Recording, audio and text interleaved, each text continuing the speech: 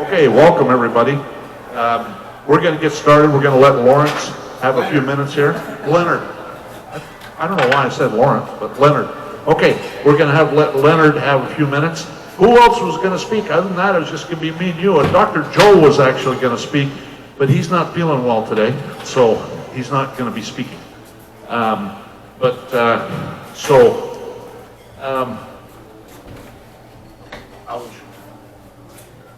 So we're going to let Leonard start off. Anybody want to offer an opening prayer? Where is Bill? Steve's not here, and so I guess... Carrie, please. You, if you will, for us, say a blessing over our meal and this meeting. Thank you, Jesus. In my Thank you, Jesus. We are here today for your pleasure. We ask now that you touch us, bring us close to us. We thank you. good, thanks. Let it be done. Uh,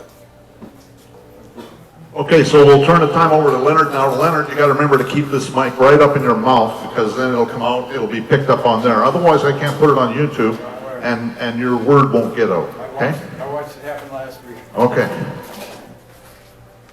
Okay, guys. What I wanted to touch bases on this week, you know, my issue is regulation. And last week, Joe was sitting over here, and he gave us the links to an analysis of a letter that came out of the IG of the US DOJ.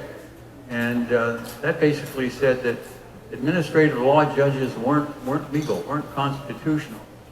Now, I've been dealing with California regulations, and they have an administrative law system and administrative hearing system. And I thought, oh my God, if this is valid, if none of these positions as administrative law judges are constitutional, then the whole administrative law policy isn't constitutional. Now, 2 weeks ago I had lunch with a judge over at 54th Street, and he told me about a book, and basically the title says, Is Administrative Law Constitutional? I haven't gotten the book, it's $50. But I have read Postel's book, History of Bureaucracy, which goes into the history of regulation. If they wipe out the whole regulatory system, we're still going to need something, because the history of regulation was partly to manage things. Postel's book points that out very well. Things like they regulated boilers on paddle wheel ships so the ships didn't blow up, catch on fire, and sink and kill people. So there was an issue of health and safety. These programs basically told people how to manage these programs. And a lot of these old programs, railroads, like I say, river boats, all kinds of stuff. But now here we are today. They wiped this out, and I don't think administrative system is constitutional myself. Hasn't been found that way by my experience in California. We're looking for a big shakeup, but I haven't seen anything yet. And I was hoping Joe would be here, maybe he'd heard some more. But if this goes through, it's going to create chaos. But I'm not adverse to that type of chaos, because the whole system needs to be rethought. We hire these people, they make regulations, they're not responsible to anybody. One of the notes I came across in my office, every time I think about things a little bit different in California, I wrote down one note that they break the law to enforce the law. And that's true. They enforce things that aren't in the regulations in California, and that's one thing I have been somewhat successful in fighting. But a couple situations. One was very first time I represented and defended a recycler in a hearing. I came up across one of their witnesses as being a forensic examiner. And he said that the records demonstrated that there were forgeries, there were all kinds of violations. And it took about 10 years to find out that that guy didn't have those qualifications. So how many people were hurt and damaged by the state's actions for 10 years. And another thing where they declared a certain type of container, if it was in a certain form, basically cans, that it was a violation. And not until I got up here in August of 21, in September, I went down to look at evidence, and the hearing finally occurred in November, and I proved that the way they were interpreting their own regulations was false, and they lost the case.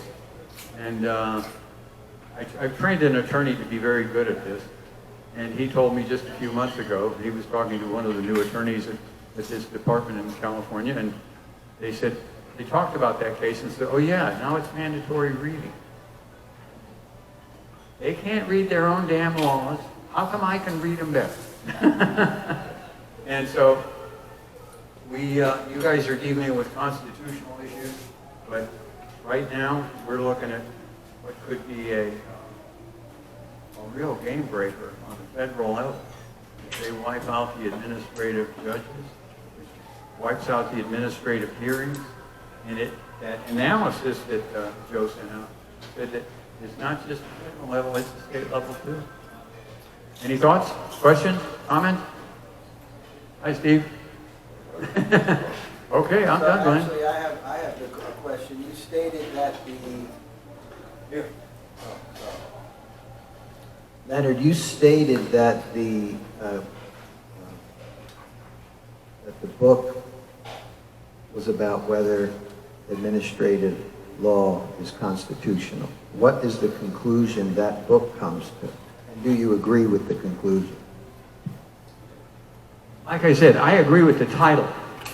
I haven't bought the book because it's $50. Oh, I thought you brought it in. No, I haven't bought the book because it's $50. But I did ask the judge, he hasn't responded yet, if he had read it, because he told me about it. He knew about the other book, Postel's book, History of Bureaucracy. So I'll get an answer out of him. Who wrote? You want to know who wrote it? Yes. The link is in my phone. I'll show it to you when we're done. Okay. Okay? Anything else? We're done. Thanks, Larry. Are we talking to the microphone? Thank you very much, Leonard.